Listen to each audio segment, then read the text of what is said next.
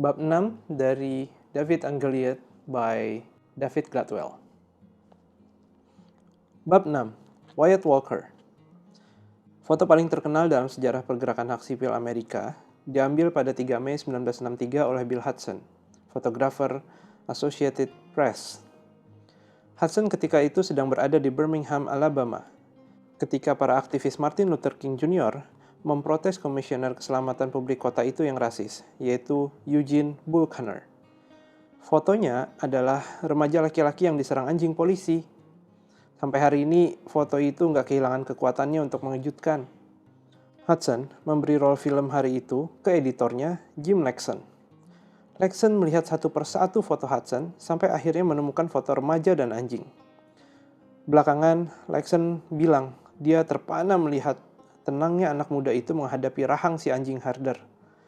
Dia nggak pernah merasa seperti itu akibat foto sejak dia mempublikasikan foto pemenang hadiah Pulitzer 17 tahun sebelumnya.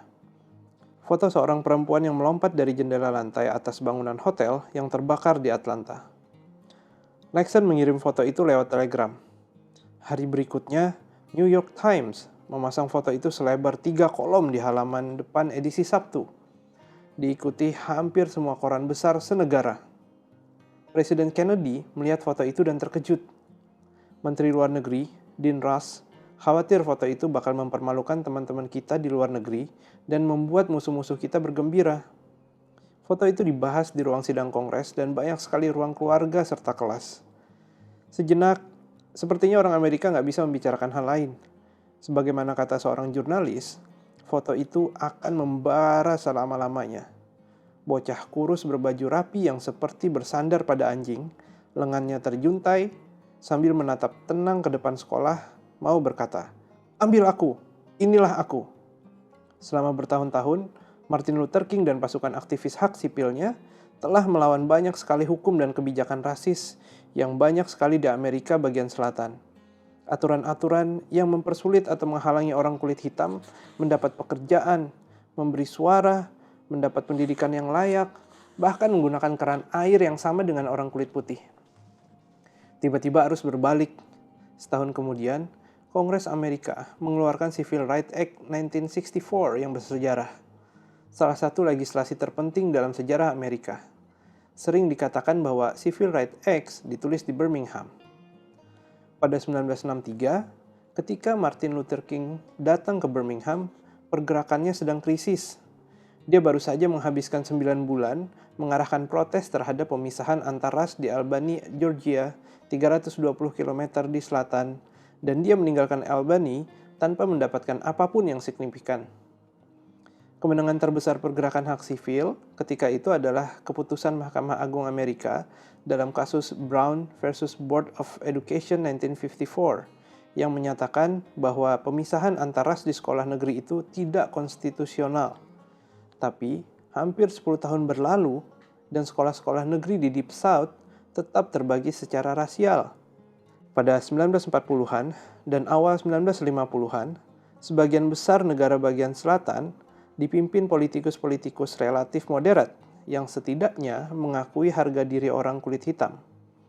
Alabama punya gubernur bernama Big Jim Folsom pada tahun-tahun itu yang suka mengatakan semua orang itu sama. Menginjak awal 1960-an, semua pemimpin moderat tersingkir. Dewan Perwakilan Rakyat Negara Bagian dikendalikan kelompok segregasionis garis keras. Amerika Selatan tampak bergerak mundur. Dan Birmingham adalah kota yang paling terbelah secara rasial di Amerika. Kota itu dikenal sebagai Johannesburg of the South. Ketika satu bus penuh aktivis hak sipil sedang menuju Birmingham, polisi setempat hanya menonton selagi anggota Ku Klux Klan memaksa bus itu menepi lalu membakar bus. Rumah orang-orang kulit hitam yang mencoba pindah ke lingkungan orang kulit putih diledakkan dengan dinamit oleh Ku Klux Klan, sehingga Birmingham mendapat julukan lain, Bombingham.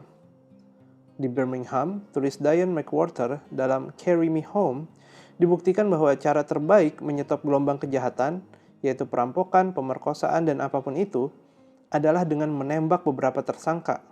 "Ini sudah tidak terkendali," seorang letnan polisi mungkin berkata. "Kalian tahu apa yang harus kita lakukan." Eugene Buchanan, Komisioner Keselamatan Publik Kota Birmingham, adalah laki-laki pendek, botak, dengan telinga besar dan suara seperti kodok. Dia naik daun pada 1938 ketika satu konferensi politik diselenggarakan di pusat kota Birmingham, dihadiri delegasi kulit hitam dan putih. Connor mengikat tali panjang ke tiang halaman luar auditorium, lalu merentang tali itu di tengah auditorium dan menyatakan, sesuai dengan peraturan segregasi kota, orang-orang kulit hitam harus ada di satu sisi tali dan orang-orang kulit putih di sisi lainnya. Salah seorang yang hadir di pertemuan itu adalah istri presiden, Eleanor Roosevelt. Dia duduk di sisi salah dan anak buah Connor harus memaksanya pindah ke sisi kulit putih. Bayangkan, ada orang mencoba melakukan itu kepada Michelle Obama. Connor suka menghabiskan pagi di Moulton Hotel di tengah kota, menenggak Old Grandad Bourbon dan berkomentar seperti orang Yahudi itu, negro yang dibalik bagian luar dan dalamnya. Orang dulu bercanda mengenai Birmingham, namun candaan itu sebenarnya bukan candaan. Seorang kulit hitam di Chicago bangun pada suatu pagi dan memberitahu istrinya bahwa Yesus mendatanginya dan menyuruh dia pergi ke Birmingham. Istrinya ketakutan. "Apa Yesus bilang dia akan pergi bersama kamu?" si suami menjawab. "Dia bilang akan mengantar sampai Memphis." Sesampainya di Birmingham, King mengadakan pertemuan dengan tim perencanaannya. "Saya harus mengatakan kepada kalian," katanya, "bahwa menurut saya, beberapa orang yang duduk di sini hari ini tidak akan pulang hidup-hidup sesudah kampanye ini." Lalu dia berkeliling ruangan dan memberikan pidato belasungkawa pura-pura. Salah seorang ajudan King belakangan mengaku bahwa dia tidak ingin pergi ke Birmingham. "Waktu saya mencium istri dan anak-anak saya untuk berpamitan di Carroll Road, Atlanta, saya sampai berpikir tidak akan bertemu mereka lagi." King kalah senjata dan kalah unggul. Dia menjadi pihak yang sangat lemah, tapi dia punya satu kelebihan yang juga bersifat paradoks, seperti disleksia David Boies atau masa kecil yang menyakitkan oleh Jay Parrish. Dia berasal dari komunitas yang selalu menjadi underdog. Ketika perjuangan hak sipil sampai ke Birmingham, orang Afrika Amerika sudah ratusan tahun belajar cara menghadapi keadaan kalah unggul. Mereka pun belajar beberapa hal mengenai melawan raksasa. Di tengah banyak budaya tertindas di dunia, berdirilah sosok pahlawan panjang akal. Dalam legenda dan lagu, dia muncul berupa hewan yang tampak tidak berbahaya, namun bisa mengalahkan pihak-pihak lain yang jauh lebih besar melalui kecerdikan dan tipuannya. Di India Barat, budak-budak Afrika membawa dongeng mengenai laba-laba cerdik bernama Anansi. Sementara bagi budak-budak di Amerika, si panjang akal adalah Brer Rabbit, kelinci berekor pendek. "The rabbit is the sleekest of the animals the Lord ever made." Kelinci itu hewan paling cerdik yang diciptakan Tuhan, kata seorang mantan budak yang diwawancara ahli dongeng 100 tahun yang lalu. Dia bukan yang paling besar, bukan yang paling keras suaranya, tapi dia yang paling cerdik. Kalau kena masalah, dia lolos dengan mengorbankan yang lain. Pernah kelinci jatuh ke dalam sumur. Apakah dia berteriak dan menangis? Tidak, dia bersiul-siul dan menyanyi. Jadi, waktu serigala lewat dan mendengarnya, serigala melongok dan kelinci berkata, "Pergi sana. Di sini tidak cukup untuk berdua. Di atas panas sekali, sedangkan di sini enak dan dingin. Jangan masuk ke ember dan turun ke sini." Serigala jadi penasaran, lalu masuk ke ember dan turun ke dalam sumur. Sewaktu dia turun, kelinci bisa naik. Dan sewaktu kelinci melewati serigala, kelinci tertawa dan berkata, "Inilah hidup. Sebagian naik, sebagian turun." Di dongeng Brer Rabbit yang paling terkenal, Brer Fox menjebak Brer Rabbit dengan boneka yang dilumuri ter. Brer Rabbit menyentuh boneka ter yang lengket dan tersangkut. Dan makin berusaha melepaskan diri, makin dia terikat. "Terserah mau kamu apakan aku, Brer Fox," kata Rabbit kepada Fox. "Asal jangan melemparku ke semak berduri." Tentu saja Brer Fox malah melakukan itu. Dan Rabbit yang lahir dan besar di semak berduri menggunakan duri untuk melepaskan diri dari boneka lalu kabur. Fox pun kalah. Rabbit duduk di atas kayu sambil membersihkan ter dari rambutnya. Dongeng kecerdikan adalah pemenuhan keinginan budak-budak yang bermimpi suatu hari bisa mengalahkan tuan mereka yang berkulit putih. Tapi sebagaimana ditulis ahli sejarah, Lawrence Levine, dongeng-dongeng itu juga cerita-cerita yang sangat realistis untuk mengajarkan seni bertahan hidup dan menang dalam lingkungan yang bermusuhan. Orang-orang Afrika Amerika kalah jumlah dan kalah kekuatan. Dan gagasan dalam dongeng Brer Rabbit adalah si lemah dapat bersaing dalam pertandingan yang tidak imbang kalau mau menggunakan akal. Brer Rabbit mengerti Brer Fox dalam cara yang tidak dimengerti Brer Fox sendiri. Brer Rabbit menyadari bahwa lawannya, Fox, begitu kejam sehingga tidak bisa menahan untuk tidak memberi siksaan yang Rabbit bilang ingin hindari. Jadi Rabbit menipu Fox, bertaruh bahwa Fox tidak tahan memikirkan hewan yang lebih kecil dan lemah bisa menikmati keadaan. Menurut Levine, sepanjang masa penindasan, orang-orang Afrika Amerika belajar dari si panjang akal dengan sungguh-sungguh. Catatan-catatan yang ditinggalkan para pengamat perbudakan abad ke-19 dan pemilik budak menunjukkan bahwa ada banyak budak yang berbohong, curang, mencuri, pura-pura sakit, malas-malasan, pura-pura tidak mengerti perintah, menaruh batu di dasar keranjang kapas agar cepat kelihatan penuh, merusak pekakas, membakar rumah tuannya, melukai diri agar tidak perlu bekerja, nggak peduli tanaman yang diurusnya, dan menelantarkan ternak sampai para tuan mereka merasa lebih baik menggunakan bagal yang kurang efisien dibanding kuda, karena bagal lebih tahan perlakuan kasar para budak. Pengidap disleksia mengatasi kekurangan mereka dengan mengembangkan keahlian lain yang kadang bisa jadi sangat berguna. Dibom atau kehilangan orang tua bisa menjadi pengalaman nyaris kena dan menghancurkan Anda, atau pengalaman tidak kena yang memperkuat Anda. Itulah kesempatan bagi Daud. Keadaan ketika kesukaran berbalik menjadi berguna. Hikmah dongeng si panjang akal adalah kesukaran berguna yang ketiga. Kemerdekaan tidak terduga karena tidak bisa rugi apa-apa. Si panjang akal bisa melanggar aturan. Direktur Eksekutif Southern Christian Leadership Conference, organisasi yang dipimpin King, bernama Wyatt Walker. Walker sudah ada di Birmingham sejak awal, memimpin pasukan kecil King melawan kekuatan rasisme dan reaksi. King dan Walker tidak menganggap mereka bisa melawan rasisme dengan cara biasa. Mereka nggak bisa mengalahkan Buchanan di pemilihan umum, di jalan, atau di pengadilan. Mereka tidak dapat menandingi kekuatannya, tapi mereka bisa meniru Brer Rabbit dan mencoba membuat Kanar melempar mereka ke semak duri. Kata King, "Wyatt, kamu harus mencari cara untuk membuat krisis, supaya Buchanan turun tangan." Itulah yang dilakukan Wyatt. Dan krisis yang diciptakan Wyatt Walker adalah foto remaja yang diserang anjing polisi, berdiri condong ke depan, lengan terjuntai, seolah berkata, "Ambil aku, inilah aku." Wyatt Walker adalah seorang pendeta baptis dari Massachusetts. Dia bergabung dengan Martin Luther King pada 1950. Dia tangan King, pengorganisasi dan pemecah masalah. Dia panjang akal, ramping, anggun, dan intelek dengan kumis tipis dan rasa humor yang bagus. Tiap Rabu siang, dia main golf. Dia selalu menyebut perempuan dengan darling, seperti, "Saya tidak susah dijadikan teman kok, darling. Saya hanya ingin yang sempurna." Sewaktu muda, dia bergabung dengan Young Communist League, karena selalu dia sebut alasannya sambil bercanda. Itulah salah satu cara laki-laki kulit hitam pada waktu itu bisa bertemu perempuan kulit putih.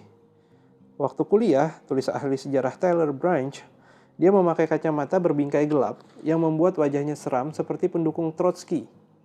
Pada suatu hari, ketika sedang berkhotbah di Petersburg, kota kecil di Virginia, dia masuk ke perpustakaan umum khusus kulit putih kota itu bersama keluarga dan rombongan dengan niat melakukan pelanggaran peraturan pemisahan antar ras agar ditangkap. Buku apa yang dia pinjam supaya bisa diacungkan di depan juru foto dan wartawan? Biografi pahlawan besar kulit putih selatan, Robert E. Lee, jenderal perang saudara Amerika yang memimpin tentara konfederasi berperang mempertahankan perbudakan. Itu khasnya Wyatt Walker. Dia senang-senang saja ketika digiring ke penjara karena melanggar hukum pemisahan antara Petersburg. Tapi dia juga memastikan sudah membuat kota itu melihat kontradiksinya. Di Birmingham, King, Walker, dan Fred Shuttlesworth menjadi 3 serangkai. Shuttlesworth sudah lama menjadi wajah perjuangan hak sipil Birmingham, pengkhotbah setempat yang tidak bisa dibunuh oleh Ku Klux Klan. King adalah sang nabi yang penuh belas kasih dan karisma. Walker tetap di balik layar. Dia tidak mau difoto bersama King.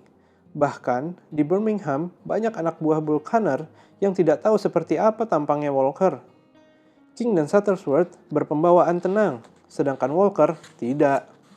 "Kalau kamu menghalangi jalan saya akan melindasmu," adalah cara Walker menjabarkan gaya manajemennya. "Saya nggak punya waktu untuk selamat pagi, selamat siang, dan apa kabar. Kami sedang menggenggam revolusi." Suatu kali, di Birmingham, ketika King sedang berpidato, seorang laki-laki kulit putih bertubuh besar menyerbu panggung dan mulai memukuli King. Selagi ajudan-ajudan King berusaha melindungi King, McWhorter menulis, "Mereka kaget melihat King malah melindungi penyerangnya. Dia merangkul si penyerang dan selagi hadirin menyanyikan lagu-lagu pergerakan, dia memberitahu si penyerang bahwa perjuangan mereka benar. Kekerasan merendahkan martabat manusia, dan kami akan menang." Lalu King memperkenalkan si penyerang ke hadirin, seolah-olah dia tamu kejutan. Roy James, laki-laki berumur 24 tahun asal New York yang tinggal di asrama Partai Nazi Amerika di Arlington, Virginia, mulai menangis dalam pelukan King. King, seorang absolutis moral yang gak pernah melenceng dari prinsip-prinsipnya, bahkan ketika diserang. Walker suka menyebut dirinya sendiri pragmatis. Dia pernah diserang laki-laki sebesar gunung, hampir 2 meter, 110 kg, ketika sedang berdiri di depan gedung pengadilan di North Carolina. Walker tak merangkul penyerangnya. Dia bangun dan melawan, dan tiap kali pukulan si penyerang membuat Walker jatuh berguling-guling di tangga pengadilan. Dia bangun lagi dan melawan lagi. Ketika dirobohkan untuk ketiga kalinya, Walker mengenang. "Dia hampir membuat saya pingsan, dan saya bangun lagi untuk keempat kalinya. Andaikan saya membawa pisau waktu itu, saya akan menusuknya." Pada suatu malam, mereka bertiga, Walker, King, dan Shuttlesworth, hendak berkhotbah di depan 1.500 orang di First Baptist Church, Montgomery. Ketika gereja itu dikepung gerombolan orang kulit putih yang marah dan mau membakarnya. King, sebagaimana bisa diperkirakan, memilih jalan yang luhur. King berkata kepada yang lain, "Satu-satunya cara agar kita bisa menyelamatkan orang-orang itu adalah kita sebagai pemimpin harus menyerahkan diri kepada perusuh." Shuttlesworth yang selalu tabah setuju. "Ya, kalau itu yang harus kita lakukan, ayo kita lakukan." Walker, dia menengok ke King dan menggumam kepada dirinya sendiri. Orang ini pasti sudah hilang akal. Pada saat terakhir, pasukan federal datang dan membubarkan kerumunan. Walker belakangan mengikuti kebijakan tanpa kekerasan. Tapi dia selalu menunjukkan bahwa memberikan pipi yang satunya lagi bukan sesuatu yang alami baginya. "Kadang-kadang saya menyesuaikan atau mengubah moralitas saya demi tugas, karena saya harus menghadapi hasilnya," Walker pernah berkata. "Saya melakukannya dengan sengaja. Saya nggak punya pilihan. Saya nggak menghadapi situasi bermoral waktu berurusan dengan Buchanan." Walker suka mengerjai Kanar. "Saya datang ke Birmingham untuk menunggang Bull," dia mengumumkan, dengan mata berbinar ketika dia datang. Dia meniru logat selatan dan menelpon polisi untuk berpura-pura melaporkan orang-orang negro yang berangkat berdemo. Sehingga polisi mengejar sesuatu yang tidak ada. Atau dia memimpin aksi jalan kaki yang sebenarnya bukan aksi, tapi hanya berjalan berkeliling, masuk ke lobi kantor dan gang sampai polisi kesal. "Waduh, rasanya asik sekali," katanya sambil mengenang ulahnya di Birmingham. Walker tahu dia nggak perlu memberitahu King apa yang dia lakukan. King nggak akan setuju. Walker merahasiakan semua ulahnya. "Saya pikir orang-orang negro seperti saya sudah mengembangkan katalog mental berisi nada bicara orang kulit putih," Walker memberitahu penyair Robert N. Warren dalam wawancara panjang tidak lama sesudah kampanye Birmingham berakhir. "Tapi semua yang dikatakan orang kulit putih ditafsirkan dengan nuansa nada suara, atau barangkali posisi kepala, kedalaman nada, atau ketajaman kata. Tahu kan, hal-hal yang dalam bingkai rujukan etnis, biasa, dan normal tidak bermakna jadi bermakna sangat besar, dalam dan tajam." Lalu Warren menceritakan dongeng dengan tokoh panjang akal dalam tradisi Afrika Amerika. Bisa terasa bagaimana Walker tersenyum nakal selagi menjelaskan. "Ya," jawabnya, "dia menemukan kegembiraan murni ketika mengerjai majikan, memberitahu si majikan sesuatu yang kita tahu dia ingin dengar, padahal sebenarnya bermaksud mengatakan sesuatu yang lain." Orang menyebut Martin Luther King Mr. Leader atau kalau sedang bercanda, The Loud. Walker adalah Brer Rabbit. Rencana yang disiapkan Walker untuk Birmingham bernama Project C untuk confrontation atau konfrontasi. Panggungnya adalah 16th Street Baptist Church yang terkenal di kota itu. Berada di sebelah Kelly Ingram Park dan beberapa blok dari pusat kota Birmingham. Project C terdiri atas 3 adegan berurutan, dan tiap adegan makin besar dan provokatif daripada yang sebelumnya. Awalnya adalah sejumlah aksi duduk di beberapa tempat usaha setempat. Tujuannya menarik perhatian media ke masalah pemisahan antar ras di Birmingham. Pada malam hari, Shuttlesworth dan King memimpin rapat akbar komunitas kulit hitam untuk menjaga semangat juang tetap tinggi. Tahap kedua adalah boikot terhadap bisnis-bisnis di pusat kota untuk memberikan tekanan finansial kepada komunitas bisnis kulit putih agar mempertimbangkan kembali praktik mereka terhadap konsumen kulit hitam. Misalnya, di toko serba ada, orang kulit hitam tidak dapat menggunakan kamar kecil atau kamar ganti karena takut permukaan atau pakaian yang pernah disentuh orang kulit hitam akan menyentuh orang kulit putih. Adegan ketiga adalah serangkaian aksi massa untuk mendukung boikot dan memenuhi penjara. Karena kalau Kanner kehabisan tempat untuk menahan orang, dia nggak bisa lagi membuat pergerakan hak sipil pergi dengan cara menangkapi para pengunjuk rasa. Dia akan harus menghadapi mereka secara langsung. Project C adalah operasi dengan taruhan yang besar. Agar ampuh, Kanner harus melawan balik. Sebagaimana dikatakan King, Kanner harus didorong untuk turun tangan dan mengungkap sisi buruknya ke dunia. Tapi nggak ada jaminan dia akan melakukan itu. Di kampanye panjang di Albany, Georgia, King dan Walker gagal karena kepala polisi Albany, Laurie Pritchett, tidak menyambar umpan. Pritchett memberitahu para petugas polisi bawahannya agar tidak menggunakan kekerasan atau kekuatan yang berlebihan. Dia ramah dan sopan. Pandangannya mengenai hak sipil boleh jadi tidak maju, tapi dia memperlakukan King dengan penuh rasa hormat. Pers Utara datang ke Albany untuk meliput konfrontasi antara putih dan hitam. Dia mendapati tanpa mereka duga, mereka malah menyukai Pritchett. Ketika King akhirnya dipenjara, seorang laki-laki misterius berpakaian rapi, konon ditulis oleh Pritchett sendiri, datang pada hari berikutnya dan menebusnya. Bagaimana bisa jadi martir kalau langsung ditebus keluar penjara? Pritchett pernah tinggal di satu motel di tengah kota agar bisa mudah dihubungi kapan saja terjadi tindak kekerasan. Di tengah satu sesi perundingan panjang dengan King, Pritchett diberi telegram oleh sekretarisnya, sebagaimana dikenang Pritchett bertahun-tahun kemudian. Saya pasti menunjukkan kekhawatiran terhadap telegram itu, karena Dr. King bertanya, apakah itu kabar buruk? Saya bilang, bukan kabar buruk Dr. King. Kebetulan hari ini ulang tahun pernikahan saya yang ke-12, dan istri saya mengirim telegram. Dan dia bilang, saya nggak akan pernah lupa karena menunjukkan pengertian di antara kami. Dia pun bilang, maksudnya hari ini ulang tahun pernikahan Anda? Saya bilang benar. Lalu, saya sudah 3 minggu tidak pulang ke rumah. Dia bilang, nah, Chief Pritchett, pulanglah malam ini atau sekarang saja. Rayakanlah ulang tahun pernikahan Anda. Saya jamin nggak akan ada yang terjadi di Albany, Georgia sampai besok. Dan Anda bisa mengajak istri Anda makan malam. Terserah Anda mau apa, dan besok pagi pukul 10 kita lanjutkan lagi. Pritchett nggak bakal melempar King ke semak duri. Tidak ada harapan. Tidak lama sesudahnya, King berkemas dan meninggalkan kota Albany. Walker menyadari bahwa kegagalan di Birmingham tidak lama sesudah Albany bakal jadi bencana.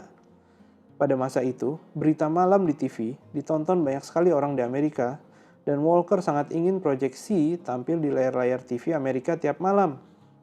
Tapi dia tahu bahwa jika kampanyenya dipandang melemah, media bisa kehilangan minat dan beralih ke hal lain. Sebagai prinsip umum, Walker menyatakan bahwa semuanya harus tumbuh, tulis Taylor Branch. Jika mereka menunjukkan kekuatan, dukungan dari luar akan tumbuh juga. Tapi kalau sudah mulai, tidak ada jalan mundur, kata Walker. Kampanye Birmingham tidak boleh lebih kecil daripada Albany. Artinya, mereka harus siap membuat 1.000 orang masuk penjara, bahkan lebih. Beberapa minggu kemudian, Walker melihat kampanyenya mulai kehilangan momentum berharga itu. Banyak orang kulit hitam di Birmingham khawatir dan memang sepantasnya jika ketahuan ikut King, mereka akan dipecat oleh atasan mereka yang kulit putih. Pada bulan April, salah seorang ajudan King berpidato di depan 700 orang di gereja dan hanya dapat membujuk 9 orang untuk ikut aksi. Hari berikutnya, Andrew Young, salah seorang anak buah King, mencoba lagi dan hanya mendapat 7 sukarelawan. Koran kulit hitam konservatif setempat menyebut proyek C sia-sia dan tidak ada gunanya. Para reporter dan juru foto yang berkumpul untuk memberitakan konfrontasi hitam lawan putih mulai tidak sabar. Kanner sesekali menangkap orang, tapi lebih banyak hanya duduk menonton. Walker selalu menghubungi King selagi King bolak-balik antara Birmingham dan pangkalannya di Atlanta. "Wyatt," kata King untuk ke-100 kalinya, "kamu harus mencari cara supaya Bull Connor turun tangan." Walker geleng-geleng kepala. "Mr. Leader, saya belum menemukan kuncinya, tapi saya akan menemukannya." Terobosan terjadi pada Minggu Palma. Walker punya 22 pengunjuk rasa yang siap berangkat. Aksi akan dipimpin oleh adik King, Alfred Daniel, yang dikenal sebagai Eddie. "Pengumpulan massa kami terlambat," kenang Walker. "Kami seharusnya mulai bergerak pukul 2.30, tapi kami baru mulai pukul 4. Orang-orang yang sadar akan ada demonstrasi berkumpul di jalanan. Waktu mereka sudah siap bergerak, ada 1.000 orang di 3 blok, berdiri di pinggir jalan, menonton."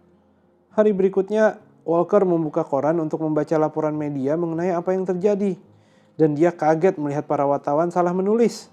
Koran-koran mengatakan 1.100 pengunjuk rasa beraksi di Birmingham. Saya menelpon Dr. King dan bilang, "Dr. King, saya sudah dapat," kenang Walker. "Saya nggak bisa menceritakannya lewat telepon, tapi saya sudah dapat."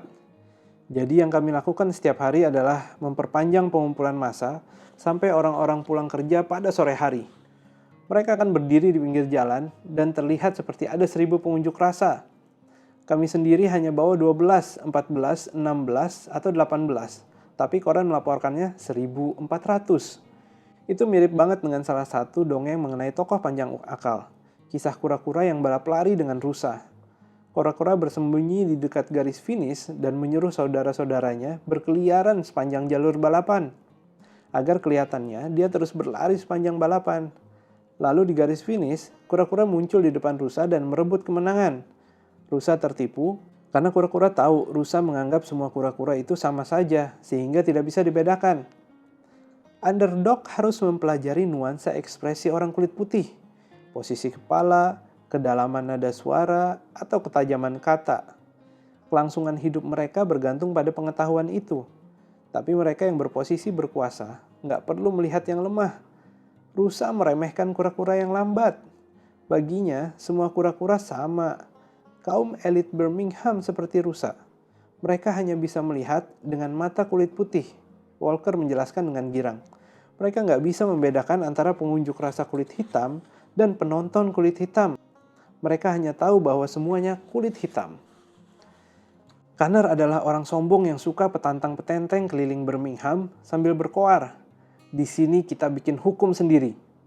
Dia duduk sambil minum bourbon tiap pagi di Malton Hotel, sambil memprediksi dengan suara keras bahwa King akan kehabisan orang kulit hitam. Namun kemudian dia melihat keluar jendela dan melihat kura-kura berada di depannya di tiap belokan. Dia terguncang. 1.000 pengunjuk rasa fiktif itu provokasi. Bull Connor berpikir jangan sampai negro-negro itu sampai ke balai kota, kata Walker. "Saya berdoa supaya dia terus mencoba menghadang kami. Birmingham kiranya lepas kalau Bull membiarkan kami pergi ke balai kota dan berdoa. Kalau dia membiarkan kami melakukan itu dan minggir, apa istimewanya? Nggak akan ada pergerakan, nggak akan ada berita. Tolong, Brer Connor, apapun yang mau kamu lakukan, jangan melemparku ke semak duri." Dan tentu saja itulah yang Connor lakukan. 1 bulan sesudah aksi protes dimulai, Walker dan King meningkatkan tekanannya. Salah seorang anggota tim Birmingham, James Bevel, telah bekerja sama dengan anak-anak sekolah setempat, mengajari mereka prinsip-prinsip perlawanan tanpa kekerasan. Bevel ibarat si peniup seruling ajaib, seorang pembicara jangkung, botak yang mampu menghipnotis. Dia mengenakan peci dan jubah terusan dan mengaku mendengar suara-suara. McWhorter menyebutnya militan bergaya Dr. Seuss. Pada hari Senin terakhir bulan April, dia menyebar brosur di semua sekolah menengah atas kulit hitam di county itu. Datanglah ke 16th Street Baptist Church pada Kamis siang. Jangan minta izin. Disc joki kulit hitam terpopuler sekota, Shelley the Playboy Stewart, mengirim pesan yang sama kepada para pendengar mudanya. Anak-anak, akan ada pesta di taman. FBI mendengar rencana itu dan memberitahu Bull Connor yang mengumumkan bahwa anak yang bolos akan dikeluarkan dari sekolah. Nggak ada bedanya, anak-anak datang berduyun-duyun. Walker menyebut hari kedatangan anak-anak D-Day. Pada pukul 1, pintu-pintu gereja dibuka dan anak buah King mulai menggerakkan anak-anak keluar. Mereka membawa tanda-tanda bertuliskan freedom atau I'll die to make this land my home. Mereka bernyanyi, we shall overcome dan ain't gonna let anybody turn me around. Di luar gereja, polisi, anak buah Connor menunggu. Anak-anak berlutut dan berdoa, lalu berbaris masuk truk polisi. Lalu selusin lagi anak-anak yang keluar. Lalu selusin lagi, terus dan terus, sampai anak buah Connor mulai menyadari bahwa pertaruhannya sudah dinaikkan lagi. Seorang petugas polisi melihat Fred Shuttlesworth. Hey Fred, ada berapa banyak lagi? Jawab Shuttlesworth, 1.000 lagi. Ya Tuhan, kata si petugas polisi. Pada akhir hari itu, 600 lebih anak masuk penjara. Hari berikutnya, Jumat, adalah Double D-Day. 1.500 anak sekolah bolos untuk datang ke 16th Street Baptist. Pada pukul 1 siang, mereka mulai berbaris keluar gereja itu. Jalan-jalan di sekeliling Kelly Ingram Park dibarikade polisi dan pemadam kebakaran. Tidak ada keheranan mengenai mengapa pemadam kebakaran dipanggil. Mereka punya selang berkekuatan tinggi atau bertekanan tinggi di mobil pemadam kebakarannya. Dan selang yang disebut juga meriam air atau water cannon. Itu sudah menjadi sarana pengendalian massa standar sejak 1930-an. Pada hari-hari awal Jerman masa Nazi. Walker tahu jika demonstrasinya jadi cukup besar sehingga tidak bisa lagi dikendalikan polisi, Connor akan tergoda menggunakan selang. Dia ingin Connor menyemprot para pengunjuk rasa dengan selang. Waktu itu sedang panas di Birmingham, dia menjelaskan. Saya memberitahu Bevel agar memperpanjang unjuk rasa dan membiarkan pemadam kebakaran kepanasan sampai mereka terpancing. Dan anjing? Connor sudah gatal ingin menggunakan Corps Canine kota. Pada awal musim semi dalam satu pidato, Connor sudah bersumpah mau memerangi para pengunjuk rasa hak sipil dengan 100 anjing herder polisi.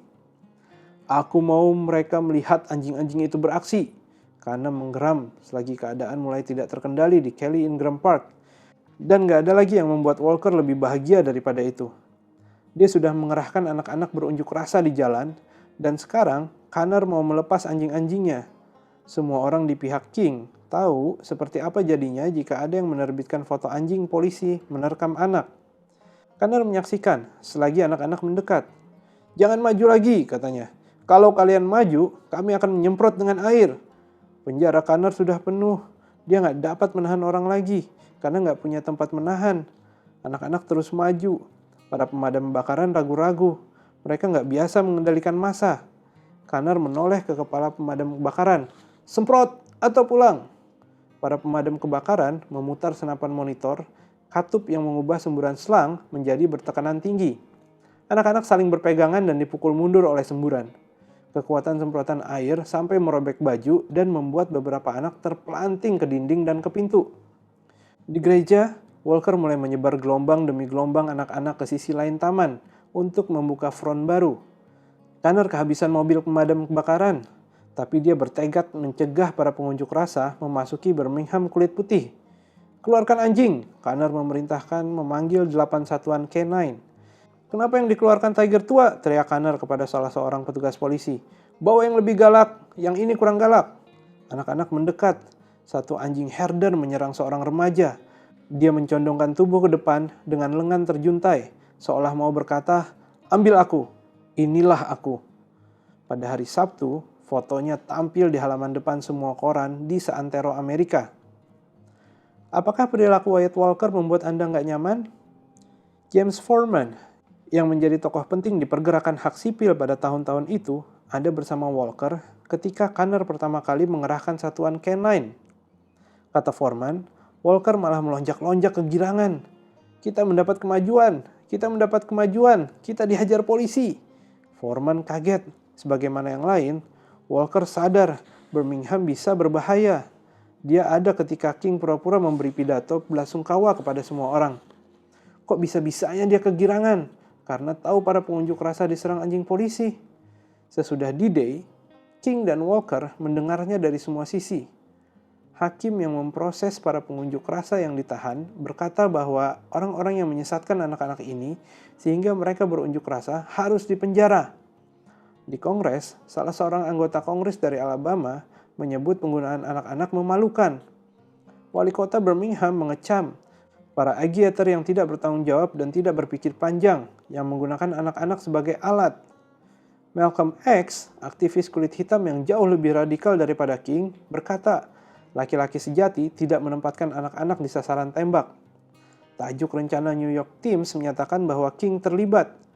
Usaha beresiko yang nyaris melampaui batas dan Time mencelanya karena menggunakan anak-anak sebagai pasukan terdepan. Jaksa Agung Amerika, Robert F. Kennedy, memperingatkan bahwa pelibatan anak-anak dalam demonstrasi di jalanan itu berbahaya dan berkata anak-anak yang cedera, cacat, atau tewas adalah harga yang tidak pantas dibayar kita semua. Pada Jumat malam, sesudah hari kedua unjuk rasa anak, King bicara di 16th Street Baptist Church kepada orang tua anak-anak yang ditahan pada hari itu dan kemarinnya. Mereka tahu bahaya dan rasa malu yang dihadapi orang kulit hitam di Birmingham. Kata Yesus, dia akan mengantar sampai Memphis. Bisakah Anda membayangkan perasaan mereka ketika anak-anak mereka sedang berada di penjara Buchanan? King berdiri dan berusaha meringankan suasana. Mereka tidak hanya berdiri di tengah semburan air, mereka berlari di bawah semburan air, katanya. Dan anjing? Nah, saya akan ceritakan. Waktu saya masih kecil, saya digigit anjing tanpa alasan. Jadi, saya tidak keberatan digigit anjing karena berdiri membela kebebasan. Tak jelas apakah para orang tua itu bisa menerima kata-kata tersebut atau enggak. King melanjutkan, putra-putri Anda sekalian ada dalam penjara. Jangan khawatirkan mereka. Mereka menderita demi apa yang mereka percaya, dan mereka menderita agar negara ini menjadi lebih baik. Jangan khawatirkan mereka. Tyler Branch menulis bahwa ada desas-desus benar dan salah mengenai tikus, pemukulan, ranjang, beton, toilet banjir, serangan dalam penjara, dan pemeriksaan penyakit kelamin yang tidak senonoh. 75 dan 80 anak dimasukkan ke sel-sel berkapasitas 8 orang. Beberapa dikirim ke lapangan pasar malam negara bagian dan dikurung tanpa makanan dan air di kandang di tengah hujan. Tanggapan King, penjara membuat kalian mampu mengatasi beratnya kehidupan sehari-hari, katanya dengan riang. Jika mereka perlu buku, kami akan berikan. Saya banyak membaca tiap kali di penjara. Walker dan King mencoba membuat gambaran itu, anjing herder menyerang anak. Tapi agar mendapatkannya, mereka harus melakukan permainan yang rumit dan bermuka banyak. Terhadap Buchanan, mereka berpura-pura punya pendukung 100 kali lipat lebih banyak. Terhadap pers, mereka berpura-pura kaget ketika Kanner melepas anjing untuk menyerang pengunjuk rasa. Sementara, pada waktu yang sama, mereka melonjak kegirangan di balik layar.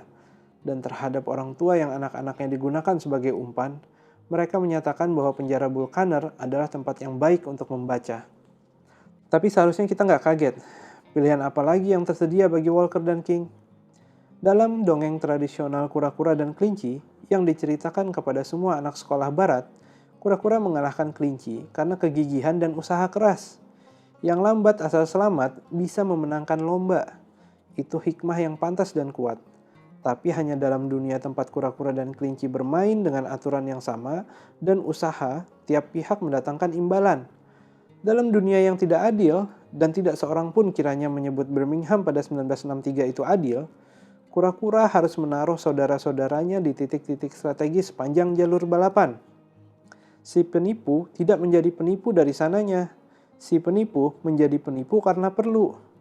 Di ajang pergerakan hak sipil besar berikutnya di Selma, Alabama, 2 tahun sesudahnya, seorang juru foto majalah Life menaruh kameranya untuk membantu anak-anak yang dikasari polisi. Sesudahnya, King menegurnya, dunia nggak perlu itu terjadi karena kamu tidak memotretnya. Saya bukannya tega, tapi kamu lebih baik memotret kami dipukuli daripada ikut membantu. Dia butuh foto itu. Menanggapi keluhan terhadap penggunaan anak, Fred Shuttlesworth berkata dengan tepat, kita harus menggunakan apa yang kita punya. Pengidap disleksia yang ingin sukses juga berada dalam posisi yang sama tentu saja. Itulah sebagian makna menjadi tidak ramah. Gary Cohn masuk taksi berpura-pura tahu mengenai trading opsi. Dan yang menarik, banyak pengidap disleksia sukses yang punya pengalaman sama dalam karir. Brian Grazer, si produser Hollywood, magang selama 3 bulan sesudah kuliah sebagai juru tulis di Departemen Bisnis Studio Warner Bros. Dia mendorong-dorong gerobak. Saya ada di kantor besar dengan 2 sekretaris, kenangnya. Atasan saya pernah bekerja untuk Jack Warner. Dia sedang menunggu pensiun. Dia orang yang hebat. Ada kantor besar di sana dan saya berkata kepadanya, "Boleh saya tempati kantor itu?" "Kantornya lebih besar daripada kantor saya sekarang." Dia bilang, "Silahkan, pakai saja." Kantor itu menjadi tempat bisnis Brian Grazer. Saya bisa menyelesaikan pekerjaan 8 jam dalam 1 jam. Saya menggunakan kantor dan posisi untuk mengakses kontrak hukum, kontrak bisnis, semua yang diserahkan ke Warner Brothers. Mengapa disetujui? Apa yang dipertimbangkan? Saya menggunakan tahun itu untuk mendapat pengetahuan dan informasi mengenai bisnis film. Saya menelpon orang setiap hari dan saya bilang, "Saya Brian Grazer dari Departemen Bisnis Warner Brothers. Saya ingin bertemu Anda." Akhirnya dia dipecat. Tapi itu sesudah dia memperpanjang masa magang 3 bulan menjadi setahun dan menjual 2 gagasan ke NBC, masing-masing senilai $5.000. Grazer dan Cohn, 2 orang luar dengan kesulitan belajar melakukan trik. Mereka menggunakan akal untuk masuk ke profesi yang biasanya tertutup bagi orang seperti mereka. Laki-laki dalam taksi menganggap nggak akan ada orang nekat yang mengaku-ngaku mengerti trading opsi, padahal sebenarnya tidak. Dan orang tidak mengira bahwa Brian Grazer yang menelpon dan mengaku dari Warner Brothers itu bekerja mendorong gerobak surat di Warner Brothers. Yang mereka lakukan nggak benar, sebagaimana mengumpulkan anak-anak ke anjing polisi itu juga nggak benar. Tapi kita perlu ingat bahwa definisi apa yang benar itu seringkali hanya cara bagi orang-orang yang berkedudukan kuat untuk menutup pintu bagi orang lain. Daud nggak rugi apa-apa, dan karena dia nggak akan rugi, dia bebas menginjak aturan orang lain. Itulah cara orang dengan otak agak berbeda daripada yang lain mendapat pekerjaan sebagai trader opsi dan produser Hollywood. Dan sekelompok kecil pengunjuk rasa tidak bersenjata apapun selain akal berpeluang menang melawan Vulkaner. Kupikir aku pelari tercepat di dunia, keluh sang rusa yang kebingungan sesudah kalah balap lari dari kura-kura yang melakukan sesuatu yang melanggar aturan semua lomba di dunia. Kura-kura pun menjawab, "Barangkali begitu, tapi aku bisa mengalahkanmu dengan akal." Remaja di foto terkenal Bill Hudson itu ialah Walter Gadsden. Dia seorang murid kelas 2 di Parker High, Birmingham, dengan tinggi tubuh 1,8 meter dan umurnya 15 tahun. Dia bukan pengunjuk rasa, dia penonton. Dia berasal dari keluarga kulit hitam konservatif yang memiliki 2 koran di Birmingham dan Atlanta, yang kritis sekali terhadap King. Gadsden bolos sekolah siang itu untuk menonton kejadian di Kelly Ingram Park.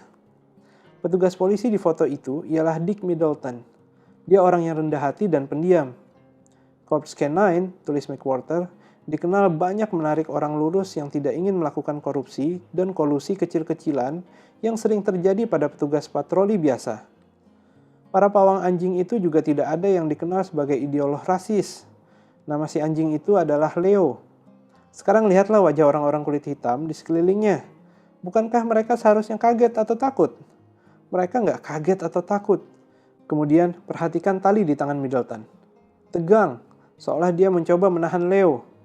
Dan lihat tangan kiri Gadsden. Dia memegang tangan Middleton.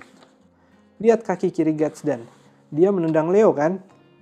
Gadsden belakangan berkata bahwa dia sudah berada di dekat anjing sejak kecil dan diajari cara membela diri terhadap anjing. Saya otomatis mengangkat lutut ke depan kepala anjing, katanya. Gadsden bukan martir yang pasrah seolah berkata, "Ambil aku, inilah aku." Dia bersiap-siap dan memegangi Middleton supaya bisa menendang lebih keras. Katanya sesudah itu, dia mematahkan rahang Leo. Foto Hudson bukan sebagaimana yang diduga dunia. Foto itu secuplik trik Brer Rabbit juga. Kita harus menggunakan apa yang kita punya. Memang, ada orang-orang yang digigit anjing, kata Walker 20 tahun kemudian. Saya kira 2 atau 3, tapi satu gambar setara dengan 1000 kata, darling. Oke, bersambung ke video berikutnya.